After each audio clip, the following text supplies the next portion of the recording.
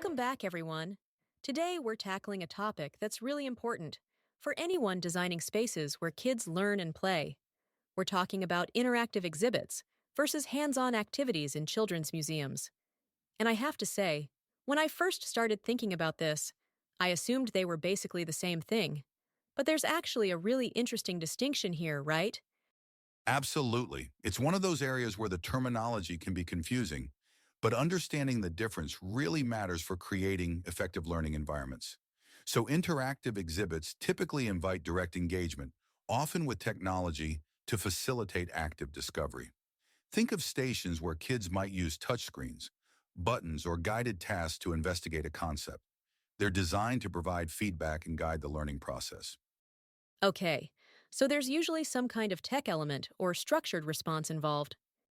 Exactly. Now, hands-on activities are a bit different. These involve physical tasks like building, experimenting, or crafting, examining concepts through doing. It's more about real object manipulation and often more open-ended. You might have a table where kids can build models or an art station where they create something related to what they've just learned. So one uses guided discovery with digital elements, while the other is more tactile and multisensory. Right? And here's what research suggests. Interactive exhibits tend to hold visitor attention significantly longer than traditional static displays. They're also more likely to help people remember the information presented. That engagement factor is huge. That makes sense. But I'm curious, are interactive or hands on experiences actually better for learning? Because it seems like they both have their strengths. That's the key question, and honestly, it's not an either-or situation. Interactive exhibits can deepen understanding through technology, feedback, and guided inquiry. They foster teamwork, communication, and critical thinking skills by encouraging visitors to discuss findings with each other. Meanwhile, hands-on activities stimulate cognitive development and sensory integration. Kids can observe cause and effect relationships in action, which leads to deeper understanding. I see.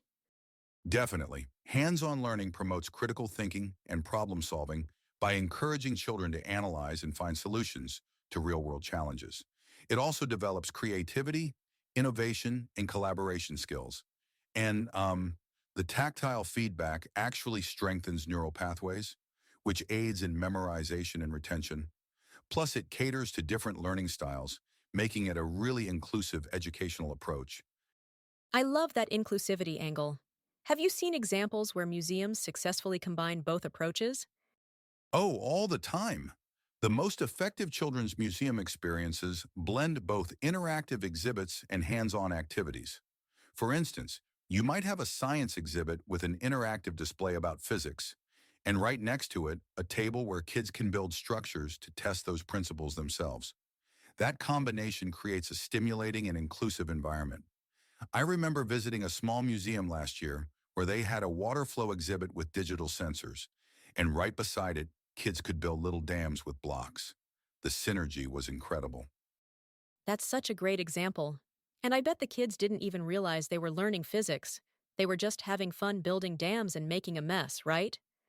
Exactly, and that's the beauty of it. The learning happens naturally. That point about blending both approaches sets up our next piece: how to design for different developmental stages. But first, a quick word from our sponsor. If you're designing learning spaces for children's museums, pediatric clinics, libraries, or classrooms, Little People's Cove offers commercial grade furniture and toys built to endure high traffic while sparking curiosity. Our catalog meets ASTM and CPSIA safety standards, with wipe clean finishes and modular designs that keep maintenance low. We partner with child development specialists so each product supports motor skills, STEM discovery, and creative play. Plus, a portion of every purchase funds play area donations for underserved communities. Learn more at www.littlepeoplescove.com. Picking up on blending both approaches, how do you actually design spaces that balance interactive and hands on elements for different age groups? Great question. First, the intent behind the experience is really important. Simply offering something to touch or play with isn't enough. Activities and exhibits should have clear educational objectives, prompt curiosity, and encourage purposeful investigation. You want to make sure each element serves a purpose. In other words, everything in the space should be there for a reason, not just filler. Right, so the focus is on intentionality, not just throwing interactive stuff into a space.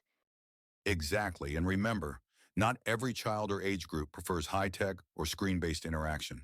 Spaces for unstructured, screen-free, hands-on play remain highly valued. Interactive exhibits focus on curiosity, excitement, and dialogue, while hands-on activities emphasize tactile work, creativity, and sensory learning. Together, they support diverse developmental needs. That's really well put. So, for everyone listening, have you ever noticed which type of exhibit your own kids gravitate toward? The high tech interactive screens or the simple building blocks? It's interesting to watch, isn't it? Absolutely, and those preferences can shift depending on mood, energy level, or even who they're with. That's why offering both is so valuable. So, to everyone listening who designs these spaces, what's the bottom line here? If you had to distill this into one key takeaway, Combining interactive exhibits and hands-on activities creates the richest learning environments.